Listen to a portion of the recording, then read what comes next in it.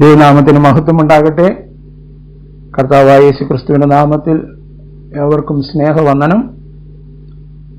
ഇന്നത്തെ ചിന്തയ്ക്കും ധ്യാനത്തിനുമായി തിരഞ്ഞെടുത്ത തിരുവേന ഭാഗം മത്തായി എഴുതിയ സുവിശേഷം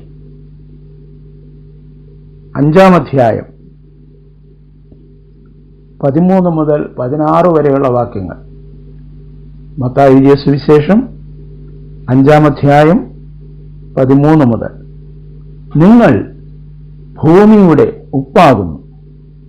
ഉപ്പ് കാരമില്ലാതെ പോയാൽ അതിന് എന്തോന്നുകൊണ്ട് രസം വരുത്താം? പുറത്ത് കളഞ്ഞിട്ട് മനുഷ്യർ ചവിട്ടുവാനല്ലാതെ മറ്റൊന്നിനും പിന്നെ കൊള്ളുന്നതല്ല. നിങ്ങൾ ലോകത്തിന്റെ വെളിച്ചമാകുന്നു. മലമേലിരിക്കുന്ന പട്ടണം മറഞ്ഞിരിപ്പാൻ പാടില്ല. വിളക്ക് കത്തിച്ച് പറയുകയല്ല, തണ്ടിന്മേലത്ര വെക്കുന്നത്. അപ്പോൾ അത് വീട്ടിലുള്ള എല്ലാവർക്കും പ്രകാശിക്കുന്നു. അങ്ങനെ തന്നെ മനുഷ്യർ നിങ്ങളുടെ നല്ല പ്രവൃത്തികളെ കണ്ട് സ്വർഗസ്ഥനായ നിങ്ങളുടെ പിതാവിനെ മഹത്വപ്പെടുത്തേണ്ടതിന് നിങ്ങളുടെ വെളിച്ചം അവരുടെ മുമ്പിൽ പ്രകാശിക്കട്ടെ. അങ്ങനെ തന്നെ മനുഷ്യർ നിങ്ങളുടെ നല്ല പ്രവൃത്തികളെ കണ്ട് സ്വർഗസ്ഥനായ നിങ്ങളുടെ പിതാവിനെ മഹത്വപ്പെടുത്തേണ്ടതിന് നിങ്ങളുടെ വെളിച്ചം അവരുടെ മുമ്പിൽ പ്രകാശിക്കട്ടെ. നിങ്ങൾ ഭൂമിയുടെ ഉപ്പാകുന്നു. നിങ്ങൾ ലോകത്തിന്റെ വെളിച്ചമാകുന്നു. ഉപ്പും വെളിച്ചവും നമ്മുടെ അനുദിന ജീവിതത്തിൽ ഒഴിച്ചുകൂടാനാവാത്ത രണ്ട് കാര്യങ്ങളാണ് ഉപ്പും വെളിച്ചവും എന്ന് പറയുന്നത്. യേശു കർത്താവ് ദൈവിക സത്യങ്ങളെ പഠിപ്പിക്കുമ്പോൾ നമ്മുടെ സാധാരണ ജീവിതവുമായി ബന്ധപ്പെട്ട പലതിനോടും താരതമ്യപ്പെടുത്തി ഉപമിച്ചാണ് ദൈവിക സത്യങ്ങൾ പഠിപ്പിക്കുന്നതെന്ന് നമുക്കറിയാം. അപ്പോൾ ഇവിടെ നമ്മുടെ ദൗത്യത്തെക്കുറിച്ച് കർത്താവ് പറയുകയാണ്. നാം ഭൂമിയുടെ ഉപ്പാണ്. നാം ലോകത്തിന്റെ വെളിച്ചമാകുന്നു. എന്നാൽ ഉപ്പിന് കാരമില്ലാതെ പോയാൽ അതിനെ പുറത്ത് കളഞ്ഞ് മനുഷ്യർ ചവിട്ടുവാനല്ലാതെ മറ്റൊന്നിനും കൊള്ളുന്നതല്ല. അതുപോലെ തന്നെ വിളക്കും മൂടി വെക്കേണ്ടതല്ല, അത് തണ്ടിന്മേലത്രേ വെക്കേണ്ടത്. എങ്കിൽ മാത്രമേ അത് എല്ലാവരിലും പ്രകാശം നൽകത്തുള്ളൂ. എന്നിട്ട് പറയുകയാണ്, അങ്ങനെ തന്നെ ഉപ്പിനെ പോലെ, വെളിച്ചത്തെ പോലെ, കാരമുള്ള ഉപ്പിനെ പോലെ, വെളിച്ചത്തെ പോലെ നിങ്ങളുടെ നല്ല പ്രവൃത്തികളെ കണ്ട് സ്വർഗസ്ഥനായ നിങ്ങളുടെ പിതാവിനെ മഹത്വപ്പെടുത്തേണ്ടതിന് നിങ്ങളുടെ വെളിച്ചം മനുഷ്യരുടെ മുമ്പിൽ പ്രകാശിക്കട്ടെ എന്ന് പറയും. ദൈവത്തിന്റെ ആത്മാവ് ഈ വിഷയവുമായി ബന്ധപ്പെട്ട് പ്രകാശിപ്പിച്ച ചില ചിന്തകളാണ് നമ്മൾ ഇവിടെ പങ്കുവയ്ക്കുവാൻ ആഗ്രഹിക്കുന്നത്. ഉപ്പ് മനുഷ്യന്റെ ജീവിതത്തിൽ ഒഴിച്ചുകൂടുവാനായി പറ്റാത്ത ഒരു വസ്തുവായിരിക്കുന്ന പോലെ തന്നെ നമ്മൾ വേദപുസ്തകം പരിശോധിക്കുമ്പോൾ ഉപ്പിനെക്കുറിച്ച് പ്രാരംഭത്തിലെ തിരുവചന ഭാഗങ്ങളിൽ പറഞ്ഞിട്ടുണ്ട്. പ്രത്യേകിച്ചും യാഗവുമായി ബന്ധപ്പെട്ട് ഉപ്പിനെക്കുറിച്ച് പറയുന്ന ഒരു ഭാഗമാണ് ലേവ്യ പുസ്തകം 2-ാം അധ്യായം 13-ാം വാക്യം. ലേവ്യ പുസ്തകം 2-ാം അധ്യായം 13-ാം വാക്യം. നിന്റെ ഭോജനയാഗത്തിനൊക്കെയും ഉപ്പ് ചേർക്കണം. നിന്റെ ദൈവത്തിന്റെ നിയമത്തിനുപ്പ് ഭോജനയാഗത്തിന് ഇല്ലാതിരിക്കരുത്. എല്ലാ വഴിപാടിലും ഉപ്പ് ചേർക്കണം. യാഗം എന്ന് പറയുന്നത് ആരാധനയാണ്. അപ്പോൾ ഇവിടെ പറയുകയാണ്, എല്ലാ വഴിപാടിലും ഭോജനയാഗത്തിലും ഉപ്പ് ഒഴിച്ചുകൂടാനാവാത്തതാണ്. നമുക്കറിയാം, ഉപ്പിൻ്റെ പ്രത്യേകതകളെല്ലാം നമ്മൾ പലരും പ്രസംഗിച്ചിട്ടുള്ളവരാണ്. നമുക്ക് പലതും അറിയാം. ഉപ്പ് സാധനങ്ങൾ അഴുകിപ്പോകാതിരിക്കുവാനായി സൂക്ഷിക്കുന്നു. അതുപോലെ ഉപ്പ് രുചി വരുത്തുന്നു. ഉപ്പൊരു മെഡിസിനാണ്. അപ്പോൾ ഇവിടെ ഉപ്പിനെ ആരാധനവുമായി ബന്ധപ്പെട്ടാണ് പറയുന്നത്. ഉപ്പ് അലിഞ്ഞു ചേരുന്ന ഒരു വസ്തുവാണെന്ന് നമുക്കറിയാം. ആരാധന എന്ന് പറയുന്നത് ദൈവത്തോട് അലിഞ്ഞു ചേർന്നുള്ള ഒരു ആരാധനയാണ്. എന്നിൽ വസിപ്പീൻ, ഞാൻ നിങ്ങളിലും വസിക്കുമെന്ന് കർത്താവ് പറഞ്ഞു. ആത്മാവിലും സത്യത്തിലുമുള്ള ആരാധന എന്ന് പറയുന്നത് അവിടുത്തെ ആത്മാവിൽ, ദൈവാത്മാവാണ്. നാം ആത്മാവിൽ അലിഞ്ഞു ചേരുന്ന ഒരു അവസ്ഥയാണ്. അതിൽ നിന്ന് ഉയരുന്നതാണ് ഈ ആരാധന എന്ന് പറയുന്നത്. മാത്രമല്ല, ഉപ്പിനെക്കുറിച്ച് മറ്റൊരു ഭാഗത്ത് പറഞ്ഞിരിക്കുന്ന ഒരു യാഥാർത്ഥ്യം നാം രാജാക്കന്മാരുടെ 2-ാം പുസ്തകത്തിൽ വരുമ്പോഴാണ്. രാജാക്കന്മാരുടെ 2-ാം പുസ്തകം വരുമ്പോൾ അവിടെ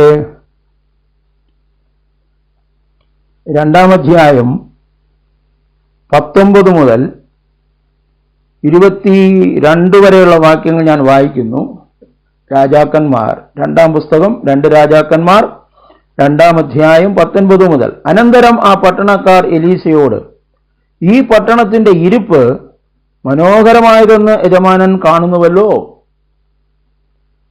എന്നാൽ വെള്ളം ചീത്തയും ദേശം ഗർഭനാശകവും ആകുന്നു. അതിനവൻ ഒരു പുതിയ തളിക കൊണ്ടുവന്ന് അതിൽ ഉപ്പിടുവിൻ എന്ന് പറഞ്ഞു. അവർ അവന്റെ അടുക്കൽ അത് കൊണ്ടുവന്നു. അവൻ നീരുറവിന്റെ അടുക്കൽ ചെന്ന് അതിൽ ഉപ്പിട്ടു. ഞാൻ ഈ വെള്ളം പഥ്യമാക്കിയിരിക്കുന്നു, ഇനി ഇതിനാൽ മരണവും ഗർഭനാശവും ഉണ്ടാകുകയില്ല എന്ന് യഹോവ അരുളി ചെയ്യുന്നു എന്ന് പറഞ്ഞു. എലീശ പറഞ്ഞതുപോലെ ആ വെള്ളം ഇന്നുവരെ പഥ്യമായി തന്നെ ഇരിക്കുന്നു. ഇപ്പോൾ ഒരു ദേശത്തിന്റെ അവസ്ഥയെക്കുറിച്ച് ഇവിടെ പറയുകയാണ്. എന്താണ് ദേശത്തിന്റെ അവസ്ഥ?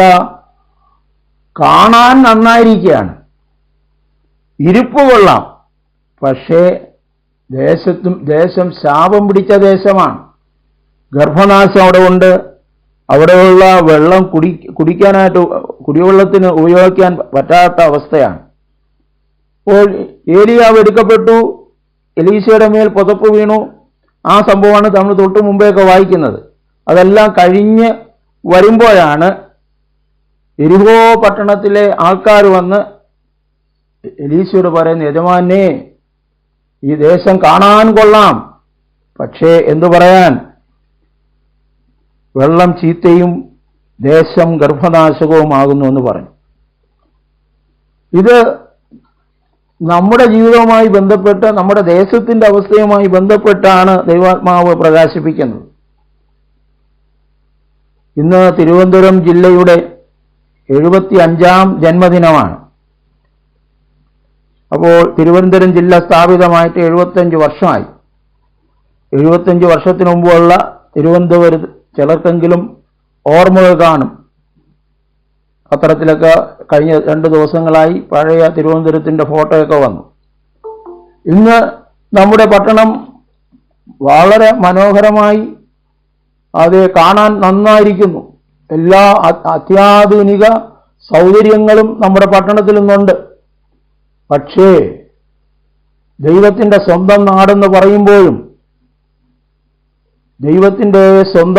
പറയുമ്പോഴും ഈ നാടിന്റെ അവസ്ഥ ഓരോ ദിവസം കഴിയുന്തോറും നമ്മുടെ പട്ടണത്തിന്റെ അവസ്ഥ നന്നാകുന്നുവോ മോശമാകുന്നോ എന്നുള്ളത് നമ്മൾ അനുഭവിച്ചുകൊണ്ടിരിക്കുകയാണ്. ഭയത്തോടെ അല്ലാതെ നമുക്ക് ജീവിക്കുവാൻ കഴിയുന്നില്ല. എവിടെ വെച്ച് എന്തും സംഭവിക്കാം. ആ ഒരു നിലയിൽ ഭീകരത, അക്രമികളുടെ അഴിഞ്ഞാട്ടം, ലഹരി വസ്തുക്കളുടെ അമിത ഉപയോഗം, ദുർനടപ്പ് വർദ്ധിച്ചിരിക്കുന്നു. ആത്മീയത എപ്രകാരം പോയിരിക്കുന്നു എന്നും നമ്മൾ കാണുന്നു. ഈ ഉപ്പ് കാരമില്ലാതെ പോയാൽ എന്തുകൊണ്ട് രസം വരുത്താമെന്ന് യേശു ഇങ്ങനെ പറഞ്ഞുവല്ലോ. ഒരിക്കലും ഉപ്പ് ആദ്യം കാരമില്ലാത്തതായിരിക്കത്തില്ല, കാരമുള്ള ഉപ്പ് തന്നെയാണ്. പക്ഷെ ക്രമേണയാണ് അതിൻ്റെ കാരം നഷ്ടപ്പെടുന്നത്. അതിനെ ദൈവാത്മാവ് പ്രകാശിപ്പിച്ചത് അതൊരു പിന്മാറ്റ അവസ്ഥയെക്കുറിച്ച് കാണിക്കുന്നതാണ്. ഒരു ദൈവ പൈതൽ ഭൂമിയുടെ ഉപ്പാണ്. നാം അധിവസിക്കുന്ന ദേശത്തിന്റെ ശാപവും നാം അധിവസിക്കുന്ന ദേശത്തിന്റെ ദുഷ്ടതകളും നമ്മുടെ ദേശത്തിന്റെ ദുരവസ്ഥകൾക്കും മാറ്റം വരുത്തുവാൻ ഒരു ദൈവവൈതലായ നമ്മയാണ് കർത്താവ് ഉപയോഗിക്കാൻ ആഗ്രഹിക്കുന്നത്. നിങ്ങൾ ഭൂമിയുടെ ഉപ്പാണ്, നിങ്ങൾ ദേശത്തിന്റെ ഉപ്പാണ്. ദേശത്ത് ശാപം ഉണ്ടെങ്കിൽ, ദേശം അസ്വസ്ഥമായിരിക്കുന്നുവെങ്കിൽ, ദേശത്തിൽ നാശമാണ് സംഭവിച്ചുകൊണ്ടിരിക്കുന്നെങ്കിൽ കർത്താവിന് നമ്മയാണ് അവിടെ ഉപയോഗിക്കാനുള്ളത്. നാം കാരമുള്ള ഉപ്പായിരിക്കണം. നമുക്കറിയാം, അന്ത്യകാല സഭയെക്കുറിച്ച് യേശു കർത്താവ് വെളിപ്പെടുത്തിയിരിക്കുന്നത് വെളിപ്പാട് പുസ്തകത്തിലാണ്. വെളിപ്പാട് പുസ്തകം 3-ാം അധ്യായത്തിലേക്ക് വരുമ്പോൾ അവിടെ 15 മുതലുള്ള വാക്യങ്ങൾ എന്താണ് അവിടെ കർത്താവ് പറയുന്നത്? ലവോദിക്ക സഭയെക്കുറിച്ച് അവിടെ പറയുകയാണ്. വേദപുസ്തക പണ്ഡിതന്മാർ അഭിപ്രായപ്പെടുന്നത് 7ാമത്തെ സ്റ്റേജ്, ആത്മീയതയുടെ 7ാമത്തെ സ്റ്റേജ്, 7 സഭകൾ, 7 കാലഘട്ടം, അതിൽ 7ാമത്തെ സ്റ്റേജാണ് അന്ത്യനാളുകൾ. അന്ത്യകാലത്ത് സഭ എങ്ങനെ ആയിരിക്കുമെന്ന് അത് ലവോദിക്ക സഭയിലൂടെ മനസ്സിലാക്കണമെന്നാണ് വേദപുസ്തക പണ്ഡിതന്മാർ പറയുന്നത്. വെളിപ്പാട് പുസ്തകം 3-ാം അധ്യായം 15 മുതൽ ഒന്ന് വായിക്കാം. ഞാൻ നിന്റെ പ്രവൃത്തി അറിയുന്നു, നീ ഉഷ്ണവാനുമല്ല ശീതവാനുമല്ല. ശീതവാനോ ഉഷ്ണവാനോ ആയിരുന്നുവെങ്കിൽ കൊള്ളായിരുന്നു. ഇങ്ങനെ ശീതവാനുമല്ല ഉഷ്ണവാനുമല്ല, ശീതോഷ്ണവാനാകയാൽ നിന്നെ എന്റെ വായിൽ നിന്ന് ഉമിണ്ണുകളയും. നിന്നെ എന്റെ വായിൽ നിന്ന് ഉമിണ്ണുകളയും. ഞാൻ കർത്താവിനോട് ചോദിച്ചു, കർത്താവെ, സഭയെ കർത്താവ് വായിക്കാത്താണോ വെച്ചിരിക്കുന്നത്? ഞാൻ എന്നെ എന്റെ വായിൽ നിന്ന് തുപ്പിക്കളയും, ഛർദ്ദിച്ചു കളയും. അപ്പൊ സഭയെ വായിക്കാത്താണോ വെച്ചിരിക്കുന്നത്? അങ്ങനെയല്ല അത് മനസ്സിലാക്കേണ്ടത്. ക്രിസ്തുവിന്റെ സഭ ഈ ലോകത്തിൽ ദൈവത്തിന്റെ വക്താവായി ജീവിക്കേണ്ടതാണ്. ദൈവത്തിന് ലോകത്തോട് എന്തെങ്കിലും പറയാനുണ്ടെങ്കിൽ അത് ക്രിസ്തുവിന്റെ സഭയിലുള്ള അംഗങ്ങളിലൂടെയാണ് ദൈവം സംസാരിക്കുന്നത്. സ്പോക്മൻ എന്ന് പറയും. ഇപ്പൊ ഇന്ത്യയുടെ വക്താവ്, അംബാസിഡർ, അല്ലെങ്കിൽ ചുമതലപ്പെടുത്തിയ പ്രധാന വ്യക്തി, അദ്ദേഹം ഇന്ത്യക്ക് പറയാനുള്ളത് അദ്ദേഹം പറയും. അദ്ദേഹത്തിന്റെ പേരൊന്നും അവിടെ പ്രസക്തമല്ല. ഇന്ത്യക്ക് ഇതാണ് ഇന്ത്യയുടെ അഭിപ്രായം, ഇതാണ് ഇന്ത്യക്ക് പറയാനുള്ളത്. ഇതുപോലെ ദൈവത്തിന് ലോകത്തോട് പറയാനുള്ളത് പറയാനായി ദൈവമാക്കി വച്ചിരിക്കുന്നതാണ് ഈ ലോകത്തിൽ ദൈവസഭ. പക്ഷെ ഇന്നത്തെ അവസ്ഥ നമുക്ക് നോക്കാം. ലോകത്തോട് ദൈവസഭയ്ക്ക് ഒന്നും പറയാൻ കഴിയാത്ത അവസ്ഥ. ലോകമാണിപ്പോൾ സഭയെ നിയന്ത്രിക്കുന്നത്. ലോകത്തിന്റെ എല്ലാ മ്ലേച്ഛതകളും സഭയ്ക്കുള്ളിലേക്ക് കയറി വന്നു. ഈ ലോകത്തിന് അനുരൂപരാകാതെ നന്മയും പ്രസാദവും പൂർണ്ണതയുമുള്ള ദൈവഹിതം ഇന്നതെന്ന് തിരിച്ചറിഞ്ഞ് ജീവിക്കേണ്ട ദൈവസഭയിലെ അംഗങ്ങൾ, കഴിഞ്ഞ ക്ലാസ്സിൽ നമ്മൾ ചിന്തിച്ചതുപോലെ ക്രിസ്തുവിന്റെ ശിഷ്യന്മാർ, അവർ ലോകമയത്തിലേക്ക് മാറി. കർത്താവിന് അവരിലൂടെ ഒന്നും ലോകത്തോട് പറയാൻ കഴിയാത്ത അവസ്ഥയിലായി.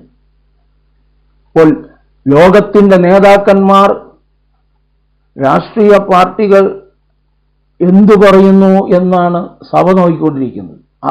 അവർ പറഞ്ഞാൽ ഞങ്ങൾക്ക് എന്തൊക്കെ ലഭിക്കുമെന്നാണ് പറയുന്നത്. ആ ഒരു അവസ്ഥയിലേക്ക് മാറി. ഇതാണ് കാരം നഷ്ടപ്പെട്ട സഭ, കാരം നഷ്ടപ്പെട്ട ഉപ്പ്. നിലത്തിട്ട് ചവിട്ടാനല്ലാതെ മറ്റൊന്നിനും കഴിയുന്നില്ല. വളത്തിന് പോലും ഉപയോഗിക്കാൻ കഴിയാത്ത അവസ്ഥ, നിന്ദിക്കപ്പെട്ട അവസ്ഥ, പരിഹസിക്കപ്പെട്ട അവസ്ഥ. ഭൂമിയുടെ ഉപ്പായിരിക്കേണ്ട നാം വളത്തിന് പോലും കൊള്ളാൻ കഴിയാത്ത അവസ്ഥയിലേക്ക് മാറി. പക്ഷേ കർത്താവ് അതുകൊണ്ട് ഉപേക്ഷിക്കുന്നില്ല, ഒരു മടങ്ങിവരവിനുള്ള ആഹ്വാനം നൽകുന്നു.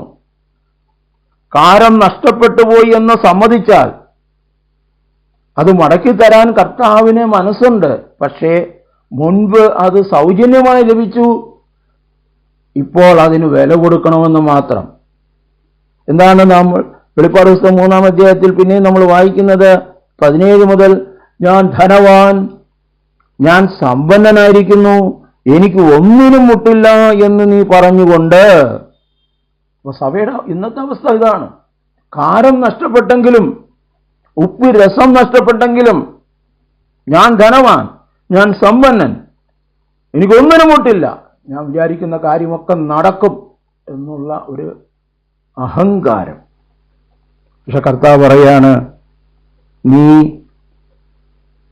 നിർഭാഗ്യനാണ്, അരിഷ്ടനാണ്, ദരിദ്രനാണ്, കുരുടനാണ്, നഗ്നനാണെന്ന് നീ അറിയാതിരിക്കുന്നു. അത്രമാത്രം പിശാച് വശീകരിച്ചുപോയി, വശത്തിലാക്കി. പണ്ടൊരു ഭക്തൻ ഇങ്ങനെ ഒരു പാട്ടെഴുതി, ലോകം തൻ വശത്തിലാക്കി നിൻ ജനങ്ങളെ, ആത്മദാഹമുള്ള ദൈവമക്കൾ എത്ര ദുർലഭം, ആത്മദാഹമുള്ള ദൈവമക്കൾ എത്ര ദുർലഭം. ഇപ്പൊ ലോകം വശത്താക്കി. ലോകം വശത്താക്കി എന്ന് പറയുമ്പോൾ സാത്താൻ, പിശാചാണ് ഈ ലോകത്തിന്റെ ദൈവം, ഈ യുഗത്തിന്റെ ദൈവം. അവൻ ദൈവജനത്തെ കുരുടാക്കി, ദൈവജനത്തെ അതേ കണ്ണു കുരുടാക്കി, ദൈവവചനത്തിന്റെ മഹത്വം മനസ്സിലാക്കാൻ കഴിയാതെ വണ്ണം, ദൈവത്തിന്റെ വിശുദ്ധി അറിയാൻ കഴിയാതെ വണ്ണം ആത്മീയ ജീവിതത്തെ പിന്മാറ്റത്തിലേക്ക് കൊണ്ടുപോയി. ഇത് അറിയുന്നില്ല. അറിയാത്തതാണ് വലിയൊരു കാര്യം എന്ന് പറഞ്ഞാൽ, നമുക്കറിയാം, ചിലരെല്ലാം പറയും ലാസ്റ്റ് സ്റ്റേജിലാണ് കണ്ടുപിടിച്ചത്, ഇന്ന രോഗം ഉണ്ടായിരുന്നെന്ന് അറിഞ്ഞില്ല, ക്യാൻസറോ അതുപോലെയുള്ള രോഗങ്ങളൊക്കെ 4th സ്റ്റേജിൽ കണ്ടു, ഇനിയിപ്പോൾ അങ്ങോട്ട് ട്രീറ്റ്മെന്റ് ഒന്നുമില്ല, ദൈവം പ്രവർത്തിച്ചാലേ ഉള്ളൂ, അറിയാതെ രോഗം കൊണ്ട് നടന്നു. പക്ഷെ ഇവിടെ ദൈവം സ്നേഹം കൊണ്ട് ഓർമ്മപ്പെടുത്തുകയാണ്, നീ നിർഭാഗ്യവാനാണ്, നീ ദരിദ്രനാണ്, നീ അരിഷ്ടനാണ്, നീ നഗ്നനാണ്, നീ കുരുടനാണെന്ന് അറിയണം.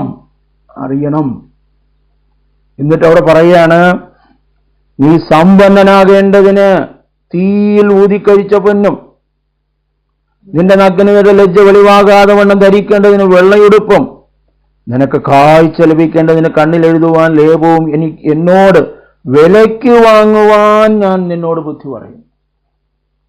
ഇതൊക്കെ തിയോളജിക്കലായിട്ട് പഠിക്കുമ്പോൾ ലവോദിക്ക സഭയുടെ ഭൂമിശാസ്ത്രം, അവിടെ ലവോദിക്കയിലേക്ക് കൊണ്ടുവരുന്ന വെള്ളം ചൂടും ഇല്ല, തണുപ്പും ഇല്ലാത്ത അവസ്ഥയാണെന്ന് അതെല്ലാം നമുക്ക് ഹിസ്റ്റോറിക്കലായിട്ടും തിയോളജിക്കലായിട്ടും ഒരുപാട് കാര്യം പറയാം. പക്ഷേ ആത്മീയമായി ഈ സത്യം നമ്മൾ അറിഞ്ഞിരിക്കണം. കർത്താവ് പറയാൻ, ഇനി വില കൊടുത്ത് വാങ്ങണം, നീ സമ്പന്നനാകണം, വിശ്വാസത്തിൽ, ദൈവവചനത്തിലുള്ള വിശ്വാസത്തിൽ നീ സമ്പന്നനാകണം. നിന്റെ കാഴ്ച, നിന്റെ ദർശനം മങ്ങിപ്പോയി, നിത്യതയെക്കുറിച്ചുള്ള ദർശനമൊക്കെ നഷ്ടപ്പെട്ടു. വിശുദ്ധി പറയുന്നില്ല, വിശ്വാസം മാത്രമാണ് പറയുന്നത്. വിശ്വസിക്കുക. കർത്താവ് വിശ്വാസികളെ ചേർക്കുവാനല്ല വരുന്നത്, വിശുദ്ധന്മാരെ ചേർക്കുവാനാണ്. മനുഷ്യൻ വിശ്വാസിയായിരിക്കുന്നത് കൊണ്ട് പിശാചിന് ഒരു കുഴപ്പമില്ല. അവൻ വിശുദ്ധിക്കയിലേക്ക് വരുമ്പോഴാണ് പോരാട്ടം. വിശുദ്ധിയോടെ ജീവിക്കുവാൻ ബുദ്ധി പറയുകയാണ്, എന്താണ്? വില കൊടുത്ത് വാങ്ങുവാൻ ഞാൻ നിന്നോട് ബുദ്ധി ഉപദേശിക്കുന്നു. എത്ര രൂപ കൊടുത്താൽ കിട്ടും? ഇവിടെ പൈസയൊന്നും അല്ല കൊടുക്കേണ്ടത്. നമ്മുടെ സന്തോഷവും, ഈ ലോക സന്തോഷവും, ഈ ലോകത്തിലെ നന്മകളും എല്ലാം ഒന്നും അങ്ങോട്ട് മാറ്റിവെച്ച് ഉപവാസത്തോടും കരച്ചിലോടും വിലാപത്തോടും എങ്കിലേക്ക് തിരിവീൻ. വസ്ത്രങ്ങളെയല്ല, ഹൃദയങ്ങളെ തന്നെ കീറി എങ്കിലേക്ക് തിരിവീൻ എന്നത്രേ ദൈവത്തിന്റെ ആത്മാവ് പറഞ്ഞിരിക്കുന്നത്. നമുക്കറിയാം, യോവേൽ പ്രവചനം എന്ന് പറയുന്നത് അന്ത്യകാലത്തേക്കുള്ള പ്രൊഫസിയാണ്. അവിടെ നിന്നാണ് അപ്പോസ്തലനായ പത്രോസ് പെന്തക്കോസ്ത് നാളിലുള്ള ആ സംഭവത്തെ വചനത്തിലൂടെ താൻ ന്യായീകരിക്കുന്നത്, അല്ലെങ്കിൽ വചനത്തിലൂടെ അത് എന്താണെന്ന് വെളിവാക്കി കൊടുക്കുന്നത്. ഇത് നിങ്ങൾ വിചാരിക്കുന്ന ഒരു പുതിയ കാര്യമല്ല. അന്ത്യകാലത്ത് സകല ജഡത്തിനുമേലും ഞാൻ എൻ്റെ ആത്മാവിനെ പകരുമെന്ന് ദൈവം കൽപ്പിച്ചിട്ടുണ്ട്. യോവേൽ പ്രവാചകൻ മുഖാന്തരം അരുളി ചെയ്തത് അത്രേ. അപ്പോൾ അന്ത്യകാലത്തെ കാര്യങ്ങളാണ് അവിടെ യോവേൽ പ്രവാചകൻ പറഞ്ഞിരിക്കുന്നത്. അവിടെയാണ് പറയുന്നത്, അതേ, നിന്റെ ജനത്തെ നിന്നേൽപ്പിക്കരുതേ, ജാതികൾ അവരുടെ മേൽ വാഴുവാൻ സമ്മതിക്കരുതേ, ഒരു ഉപവാസം നിയമിപ്പീൻ, മുരടിക്കുന്നവരെയും മണവാളനും മണവാട്ടിയും എല്ലാം ഉള്ളറവിട്ട് പുറത്തു വരട്ടെ, പുരോഹിതന്മാരെല്ലാം കരയട്ടെ. എന്താണ്? ഇപ്പോഴെങ്കിലും പൂർണ്ണ ഹൃദയത്തോടെ, ഉപവാസത്തോടെ, കരച്ചിലോടെ, വിലാപത്തോടെ ദൈവത്തിങ്കിലേക്ക് തിരിയുക. അതുമാത്രമേ കൊടുക്കാൻ നഷ്ടപ്പെട്ട ഉപ്പുരസം, നഷ്ടപ്പെട്ട കാരം, ആ പിന്മാറ്റത്തിലേക്കുള്ളൊരു മടങ്ങിവരവ് വേറെ ഒരു മരുന്നും അതിനില്ല. കർത്താവ് ഇപ്രകാരം ഷാർപ്പായിട്ട് പറയുമ്പോൾ അവിടെ പറയാണ്, എന്താ? എനിക്ക് പ്രിയമുള്ളവരെ ഞാൻ ശാസിക്കുകയും ശിക്ഷിക്കുകയും ചെയ്യുന്നു. സ്നേഹമുള്ളത് കൊണ്ടാണ്. തൻ്റെ രക്തം കൊണ്ട് വീണ്ടെടുക്കപ്പെട്ടവരാണ് സഭ, നാം ഓരോരുത്തരും. ജീവൻ തന്ന് നമ്മെ വീണ്ടെടുത്തതാണ്. നമ്മോട് കർത്താവ് കാണിച്ച സ്നേഹം വേറെ ആരും കാണിച്ചിട്ടില്ല.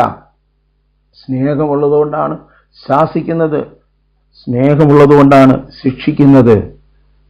അപ്പോൾ വില കൊടുത്ത് ആ നഷ്ടപ്പെട്ട ഉപരസം, ആ സാൾട്ട്നെസ് ഇല്ലാതെ പോയാൽ നമ്മുടെ ദേശത്തിൻ്റെ അവസ്ഥയ്ക്ക് മാറ്റം വരത്തില്ല, നമ്മുടെ സഭകളുടെ അവസ്ഥയ്ക്ക് മാറ്റം വരത്തില്ല.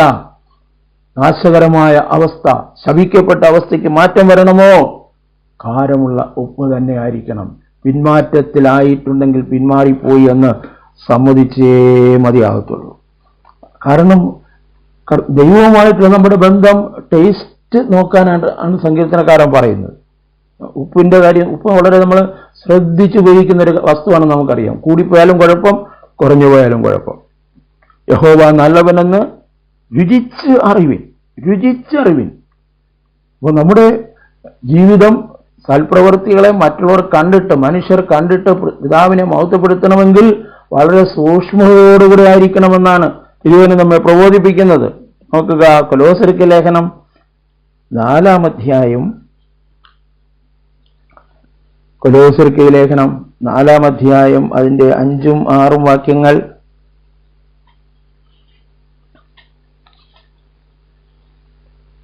സമയം തക്കത്തിൽ ഉപയോഗിച്ചുകൊണ്ട്, സമയം ശരിയാം വിധം ഉപയോഗിച്ചുകൊണ്ട് പുറത്തുള്ളവരോട് ജ്ഞാനത്തോടെ പെരുമാറണം. ഓരോരുത്തനോട് നിങ്ങൾ എങ്ങനെ ഉത്തരം പറയണമെന്നറിയേണ്ടതിന് നിങ്ങളുടെ വാക്ക് എപ്പോഴും വല്ലപ്പോഴും അല്ല, എപ്പോഴും കൃപയോടുകൂടിയതും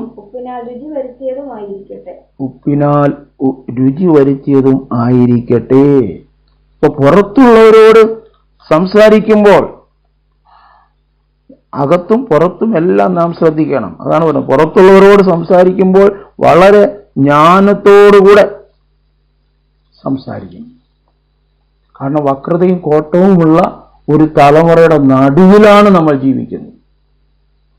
വളരെ ജ്ഞാനത്തോടു കൂടെ വേണം നമ്മൾ സംസാരിക്കുവാൻ. അതിനുവേണ്ടി എന്ത് ചെയ്യണം?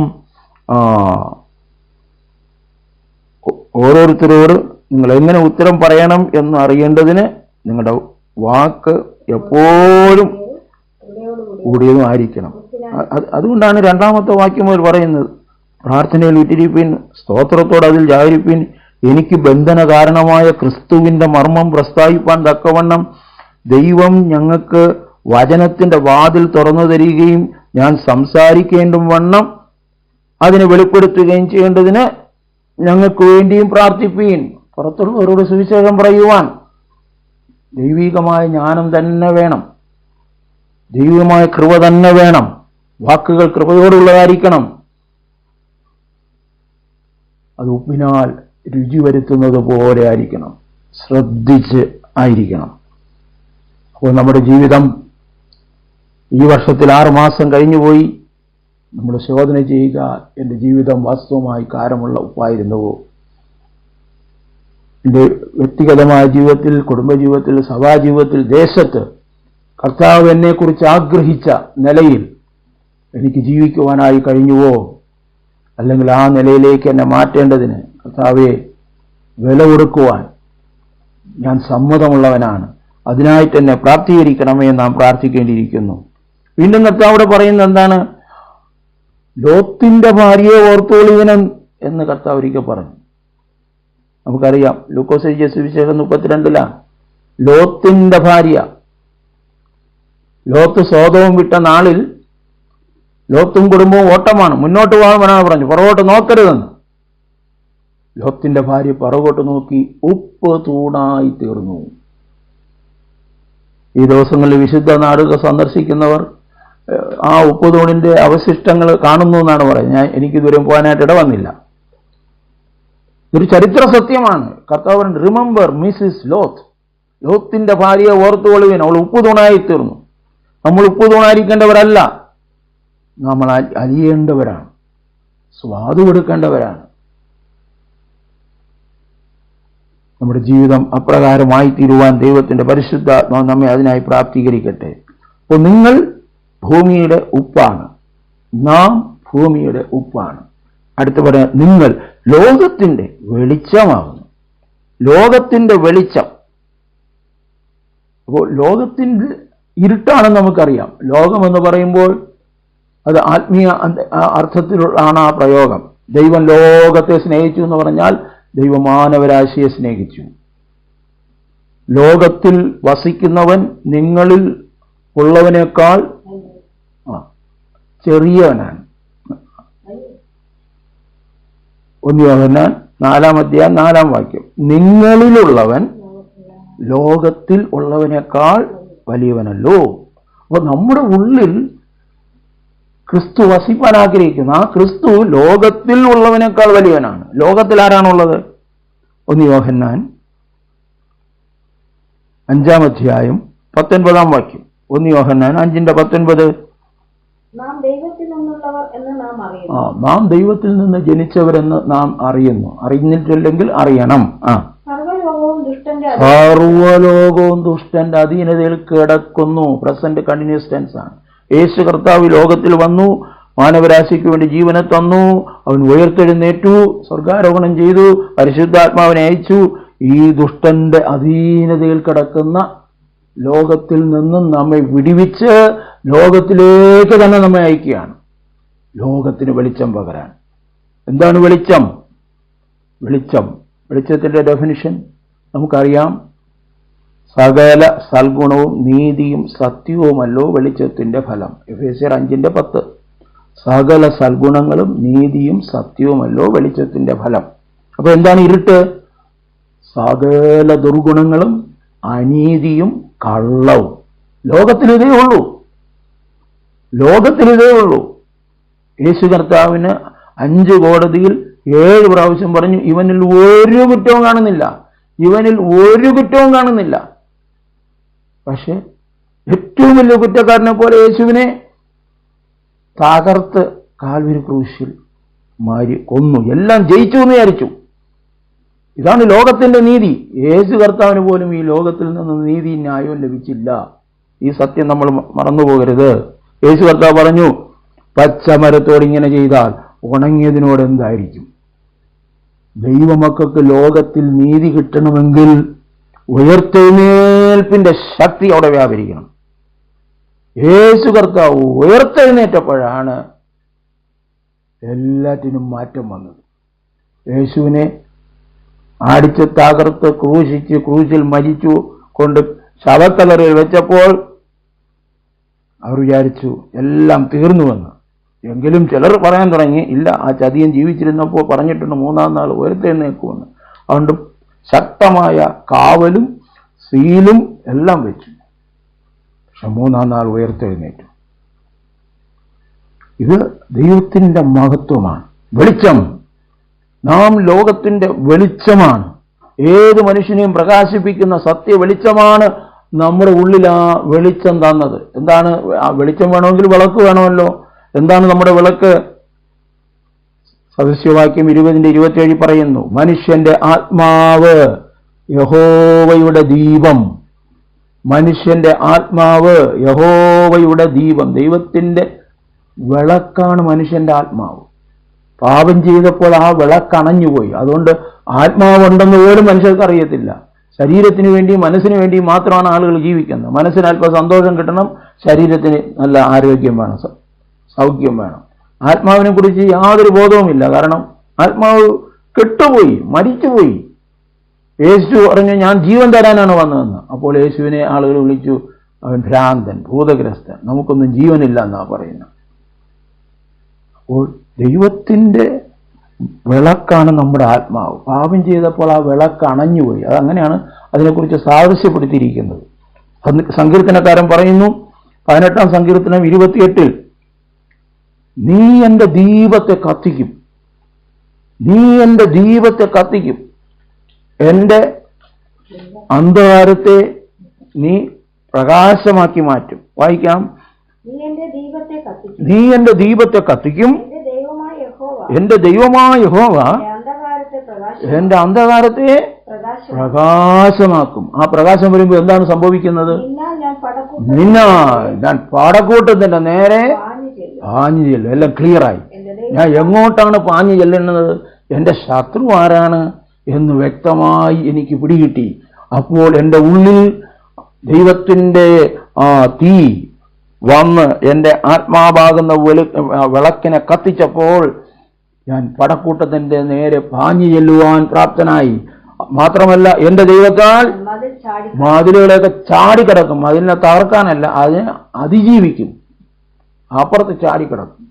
കാരണം വെളിച്ചം വന്നു.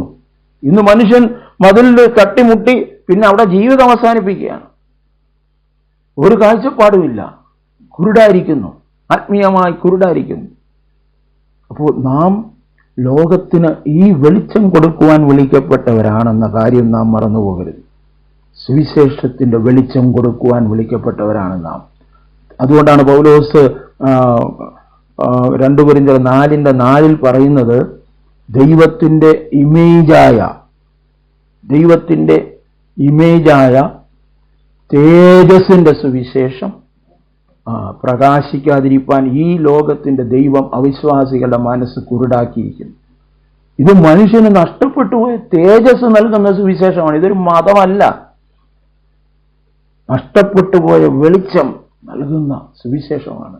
അത് വെളിച്ചമെന്ന് പറയാൻ പറ്റില്ല, അതിനേക്കാളും സൂപ്പറാണ് തേജസ് നൽകുന്ന സുവിശേഷം.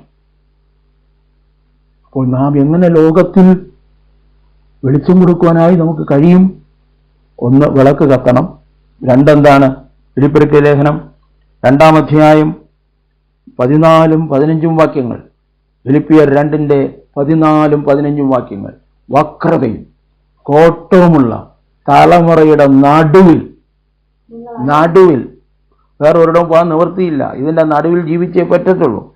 നിങ്ങൾ അനിന്യരും പരമാർത്ഥികളും ദൈവത്തിന്റെ നിഷ്കളങ്ക മക്കളും ആകേണ്ടതിന് എല്ലാം ആയി തീർന്നിട്ടില്ല. പലരും എല്ലാം ആയി തീർന്നെന്നാണ്. ഇല്ല, ഒരുപാട് ആയിത്തീരാനുണ്ട്. ആകേണ്ടതിന് എല്ലാം പെറുപെറുപ്പും വാദവും കൂടാതെ ചെയ്യണം. ദൈവത്തിന്റെ വചനത്തിന്റെ മുമ്പിൽ തർക്കിക്കാൻ പോകരുത്, പെറുപെറുക്കാൻ പോകരുത്. ദൈവത്തിന്റെ വചനം സ്ട്രെയിറ്റ് ആണ്. യുവായിട്ടുള്ള ഏത് വാളിനേക്കാളും മൂർച്ചയുള്ള വാളാണ്. അത് പ്രാണനെയും സന്ധിമജ്ജകളെയും അത് വിടിയിക്കും വരെ തുളച്ചു ചെല്ലുന്നതാണ്. ഹൃദയത്തിലെ ചിന്തകളെയും ഭാവങ്ങളെല്ലാം വിവേചിക്കും. അതിൻ്റെ മുമ്പിൽ മറുത്തു നിൽക്കരുത്. അങ്ങനെ നിങ്ങൾ ജീവന്റെ വചനം പ്രമാണിച്ചുകൊണ്ട്, അടുത്ത വാക്യം, അങ്ങനെ അവരുടെ ഇടയിൽ എന്ന് വെച്ചാൽ വക്രതയും കോട്ടമുള്ള തലമുറയുടെ ഇടയിൽ ജീവന്റെ വചനം പ്രമാണിച്ചുകൊണ്ട് ലോകത്തിൽ ജ്യോതിസുകളെ പോലെ പ്രകാശിക്കും. അപ്പോസ്തലനായ പൗലോസ് കാരാഗൃഹത്തിൽ കിടക്കുക. വെളിയിലുള്ള ദൈവസഭയോട് പറയുക, നിങ്ങൾ എന്നെക്കുറിച്ച് ഭാരപ്പെടേണ്ട, റിജോയ്സ് ഇൻ ദ ലോർഡ്, കർത്താവിൽ നിങ്ങൾ സന്തോഷിക്കുക. കർത്താവ് ആരാണെന്ന് നിങ്ങൾ തിരിച്ചറിയുക. കർത്താവിൻ്റെ ഭാവം തന്നെ നിങ്ങൾ എപ്പോഴും ഉണ്ടായിരിക്കണം. ഈ തലമുറയുടെ നടുവിൽ, വക്രതയും കോട്ടമുള്ള തലമുറയുടെ നടുവിൽ ജീവന്റെ വചനം പ്രമാണിച്ചുകൊണ്ട് ലോകത്തിൽ ജ്യോതിസുകളെ പോലെ പ്രകാശിക്കുക. ജ്യോതിസുകളെ പോലെ ഒരു മെഴുതിരി പോലെയല്ല, ജ്യോതിസുകളെ പോലെ പ്രകാശിക്കുവാൻ കർത്താവ് നമ്മെക്കുറിച്ച് ആഗ്രഹിക്കുന്നു. നിങ്ങൾ ലോകത്തിൻ്റെ വെളിച്ചം, നിങ്ങൾ ഭൂമിയുടെ ഉപ്പ്. നമ്മുടെ ദേശത്തിൻ്റെ, നമ്മുടെ സഭകളുടെ, നമ്മുടെ കുടുംബത്തിൻ്റെ അവസ്ഥകൾക്ക് മാറ്റം വരുവാൻ കർത്താവേ എന്നെ കാരമുള്ള ഉപ്പാക്കി തീർക്കണമേ. എൻ്റെ പിന്മാറ്റത്തെ ചികിത്സിച്ച് സൗഖ്യമാക്കണമേ. പഴയ നിയമത്തിൽ പ്രവാചകന്മാർ പറയുമ്പോൾ അങ്ങനെ ഒരു പദപ്രയോഗമുണ്ട്, ഞാൻ അവരുടെ പിന്മാറ്റത്തെ ചികിത്സിച്ച് സൗഖ്യമാക്കും. കർത്താവേ, ഞാൻ പിന്മാറിപ്പോയിരിക്കുന്നു, ആ ഉപ്പ് രസം എന്നിൽ നഷ്ടപ്പെട്ടിരിക്കുന്നു. കർത്താവ് എന്നെ സൗഖ്യമാക്കണമേ. ഞാൻ അതിന് വില തരുവാൻ ഞാൻ ഒരുക്കമുള്ളതാണ്. കർത്താവേ, എൻ്റെ വിളക്ക് അണഞ്ഞുപോയി, അല്ലെങ്കിൽ എൻ്റെ വിളക്ക് ശോഭയില്ലാതെ അതേ ഒരുപാട് കരട് വന്ന് ചെറിയൊരു വിളക്കേ ഉള്ളൂ. ഇല്ല കർത്താവേ, അതിനെ ജീവന്റെ വെളിച്ചമാക്കി മാറ്റണമേ. ഹല്ലേലൂയ. കർത്താവ് പറഞ്ഞു, എന്നെ അനുഗമിക്കുന്നവൻ ഇരുളിൽ നടക്കാതെ ജീവന്റെ വെളിച്ചമുള്ളവനായി മാറും. യോഹന്നാൻ 8:16. യേശു പറഞ്ഞു, ഞാൻ ലോകത്തിന്റെ വെളിച്ചം, എന്നെ അനുഗമിക്കുന്നവൻ ഇരുളിൽ നടക്കാതെ ജീവന്റെ വെളിച്ചമുള്ളവനായി മാറും. മറ്റുള്ളവരെ ജീവിപ്പിക്കുന്ന വെളിച്ചം, പാപത്തിൽ മരിച്ചു കിടക്കുന്നവരെ ജീവിപ്പിക്കുന്ന വെളിച്ചം. കർത്താവെ, അപ്രകാരം എന്നെ ആക്കി തീർക്കണമേ എന്ന് ദൈവസന്നിധിയിൽ നമ്മെ തന്നെ സമർപ്പിക്കാം.